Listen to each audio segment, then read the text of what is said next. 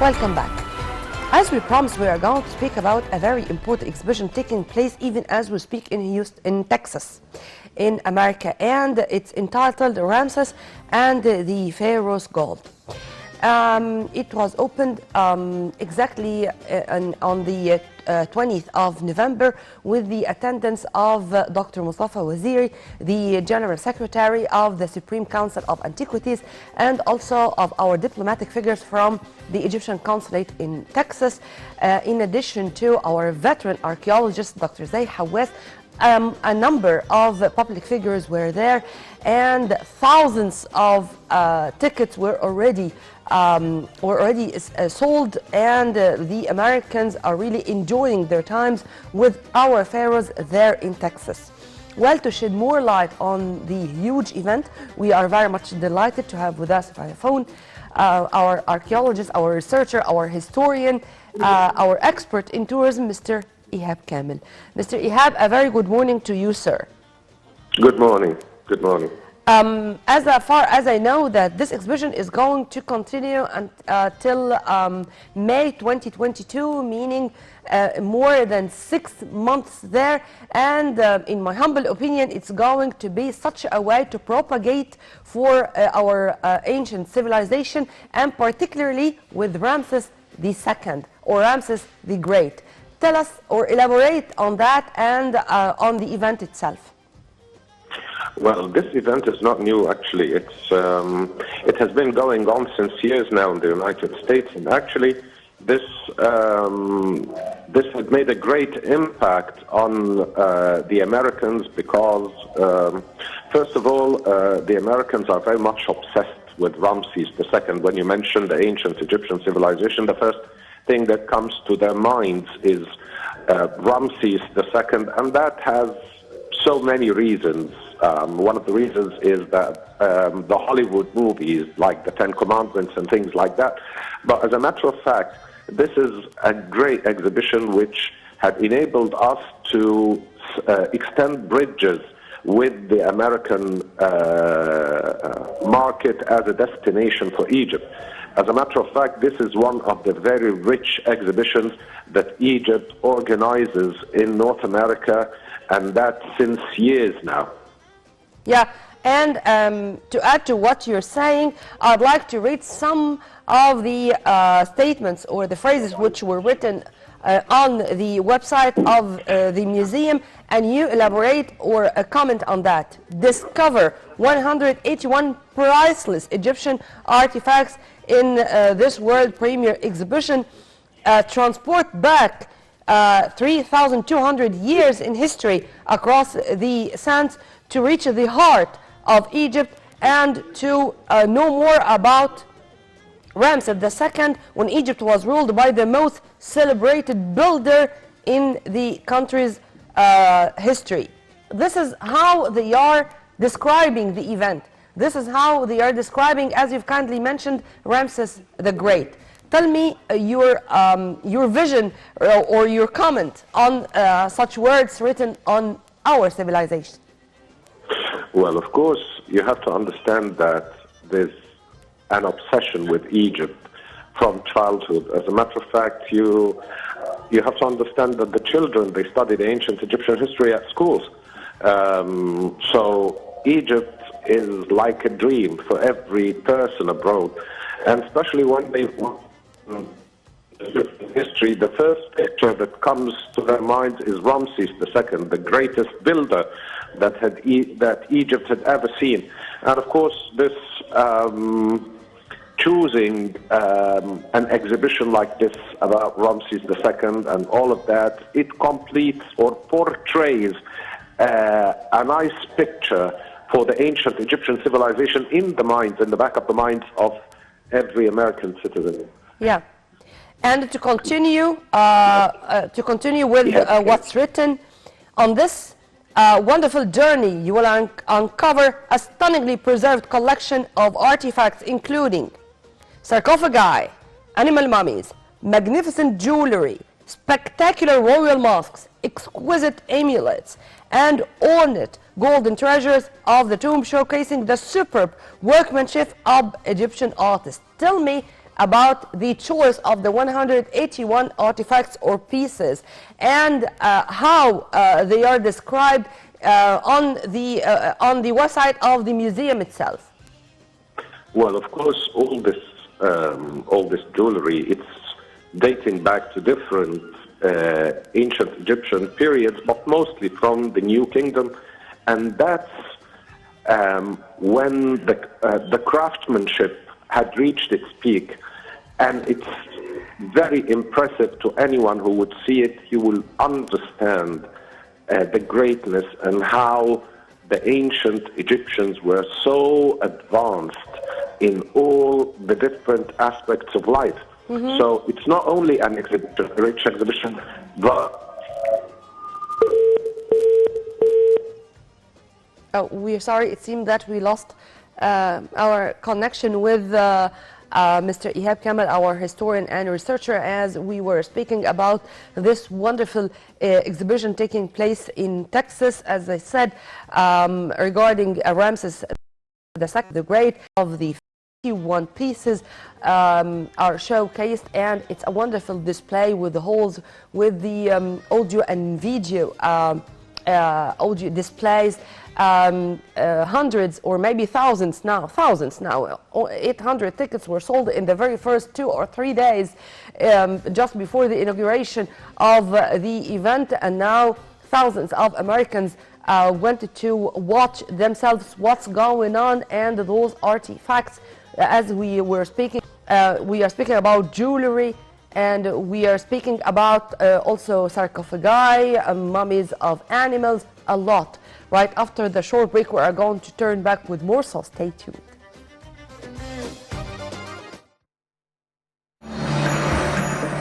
Welcome to Egypt, the most fascinating place on earth. Land of the pharaohs, muse of the world. Travel back to ancient times. Hear the voices from the past.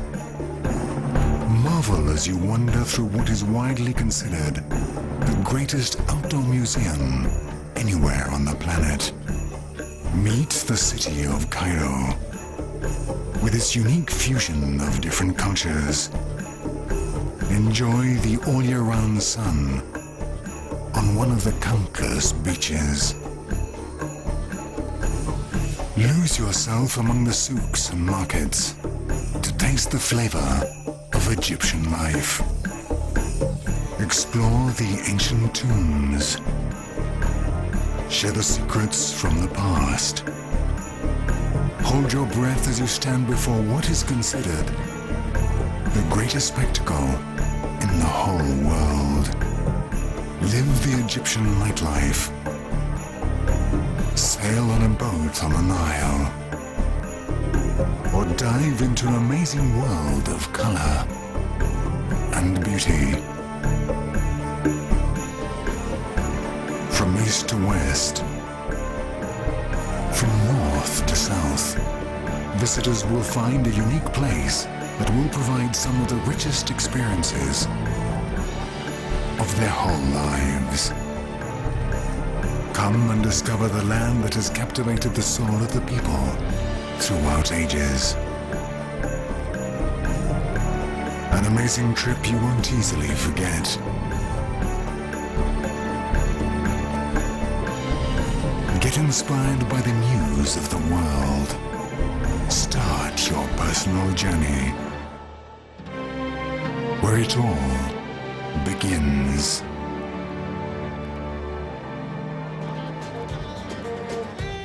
Ladies and gentlemen, welcome back, and we are sorry for the technical difficulty. Once again, we do have with us by phone Mr. Ihab Kamel, our researcher and historian. Sir, I'm sorry for the technical difficulty, but you are back with us. Hello? Hello? Yes, sir. I was just apologizing for the technical difficulty, but you were back with us, and we were speaking about the 181 artifacts which were chosen for display in the exhibition. Yes, as I was just saying, this exhibition, it's not the first time that it would be held in the United States, and actually it had made a great impact because there's an obsession with King Ramses II in the United States, especially because they consider him to be the greatest pharaoh who had ever ruled Egypt. And as I said, because he's famous, whenever you mention ancient Egypt, they mention Ramses II.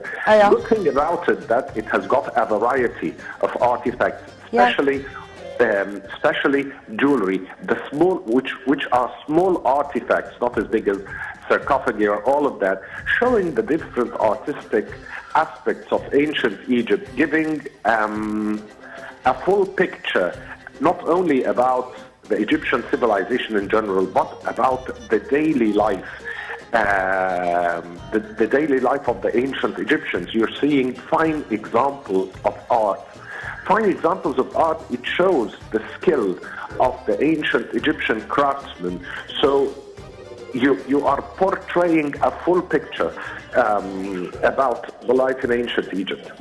Yes, and to add to what you're saying, I think this time there are something new, and there were a lot of additions. The exhibition will feature Ramses and Nefertari, Journey to Osiris, an immersive VR experience, a tour of the two of Ramses' most impressive monuments, Abu Simbel and Nefertari's tomb. How do you see this as a way to attract hundreds or thousands or even tens of thousands of Americans to visit the places on the ground, to come to Egypt? Well, you know, for a fact that Egypt now is the #1 destination in the United States.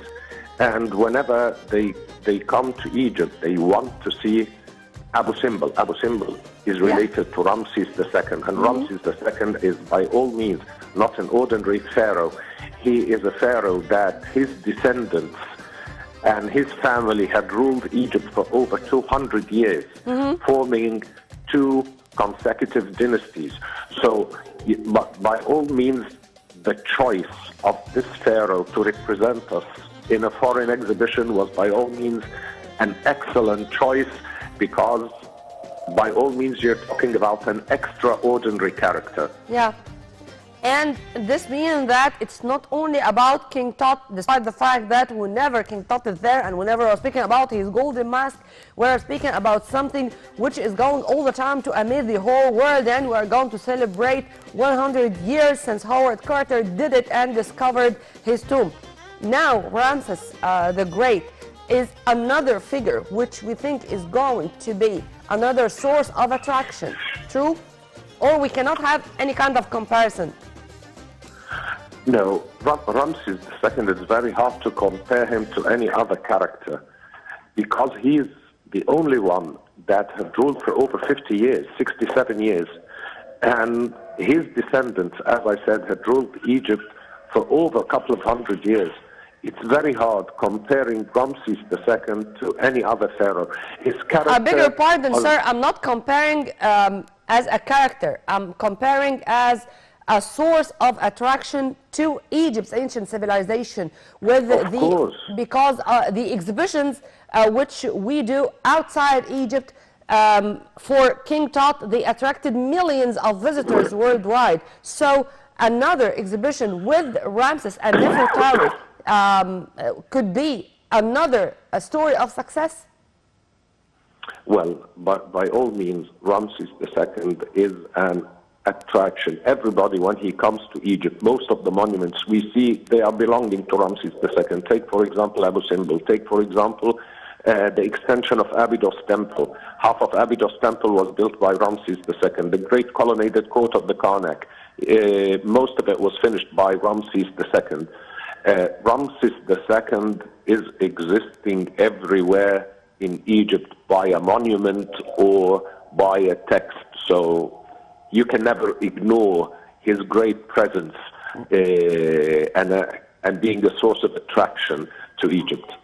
Because he was a builder, a politician, and a commander. I mean, he went into a war with the Hittites. He signed, I think it was the very first peace accord, and he is also such a builder. Because of all these things together?